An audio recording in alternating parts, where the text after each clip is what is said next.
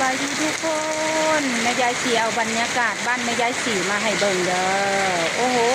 ฝนตกแห้งพี่น้องตกแห้งแห้งบ้านพวกเจ้าฝนตกบ่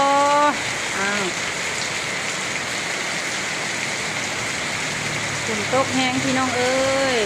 เอาธรรมชาติมาให้เบิ่งเด้ออันนี้จะเป็นบ้านของแม่ยายสีเองเด้อบ้านแม่ยายสีรีวิวความจริงเนาะความจริงให้ทุกคนเบิ่งเนาะอันนี้ฝนตกแห้งเนาะ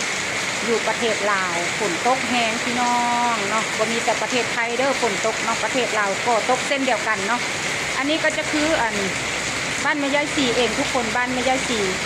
สีจะบ่เป็นคนร่ำคนรวยดอกทุกคนแต่ว่าพออยู่พอกินเนาะแม่ยายสีจะรีวิวให้เบิ่งเนาะทุกคนเนาะอันนี้ก็จะเป็นบ้านแม่ยายสีเนาะเนาะเป็นบ้านแม่ยายสีเด้อแม่ยายสีเฮ็ดตัดหยิบเนาะทุกคนเนาะแม่ยายสีจะรีวิวให้เบิ่งเนาะทุกคนเนาะอันนี้จะเป็นจักรที่อยู่อันหน้าบ้านเนาะเขาจะบ่ได้อันรีวิวให้หลายเบิ่งหลายคันเนาะนี่ก็จะเป็นแบบที่เนาะจักรประมาณ7 คันนี่แหละทุกคนเนาะ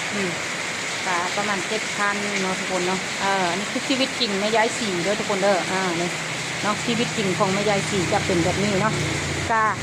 จะเฮ็ดให้ลูกค้าทุกมื้อเลยเนาะจะเฮ็ดให้ลูกค้าทุกมื้อเลยอันนี้ก็จะเป็นส่งของลูกค้าเนาะลูกค้ามาใช้บริการนำเนาะตัวนี้ก็จะเป็นเสื้อแวดเนาะเป็นชุดเลยเนาะที่ลูกค้าเพิ่นมาใช้บริการอันนี้แม่ยายสีรีวิวความเป็นจริงให้เบิ่งเนาะชีวิตจริงของแม่ยายสีเนาะบ่เป็นคนร่ำคนรวยแต่พอเป็นคนที่พออยู่พอกินเป็นคนที่เอาใจใส่ในงานสู้ชีวิตเนาะเพื่อให้เอาตัวเองไปรอดเนาะทุกคนเนาะ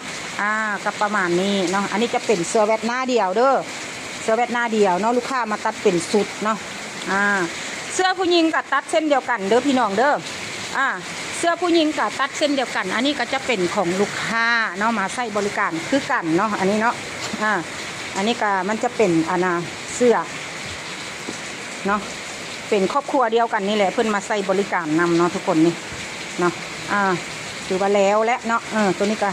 ถือว่าซอยตีนแล้วก็แล้วทุกคนนะแม่ยายสีรีวิวให้เบิ้งประมาณนี้เด้อมันจะหกอยู่ในนึงเพราะว่ามันก็ต้องหกอยู่แล้วเขาจะมีการตัดแพร่เนาะมันจะมีผ้าเศษผ้าอย่างเนาะทุกคนเนาะในการที่เขาเฮ็ดให้เบิ้งอันนี้คือเรื่องจริงเนาะแม่ยายสีโบตัวโบโมว่าตัวเองร่ำตัวเองรวย